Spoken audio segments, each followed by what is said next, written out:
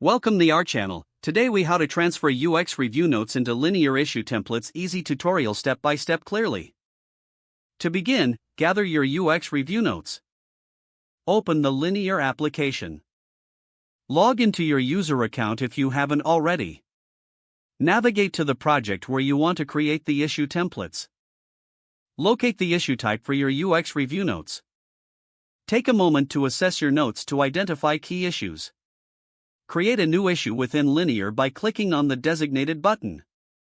In the title field, summarize the main point of the first note. Move to the description field to expand on the details of the issue. Be sure to include any context or specific observations from your notes. If applicable, attach relevant screenshots or files that support your notes. Next, assign the issue to the appropriate team member. Select the priority level that corresponds to the urgency of the issue. Check if there are any relevant tags or labels that can be added. Repeat this process for each UX review note you have. Ensure that each issue is distinct and clearly articulated. After transferring all notes, review each issue for clarity. Adjust any descriptions as needed to maintain a consistent tone. Once you're satisfied with the issues, organize them in priority order. Finally, track the progress of each issue in Linear's workflow board.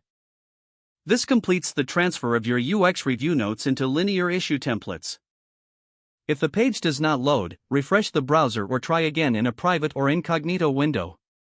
Make sure you are using the correct email address, then retype it carefully to avoid small typos. If your password is not accepted, use the reset option and create a new strong password you can remember. Check your spam folder for verification or security emails, then complete any requested confirmation steps. Enable two-factor authentication if available to improve account security and reduce unauthorized access risk. After signing in, review your profile details so your contact information and settings are accurate and current.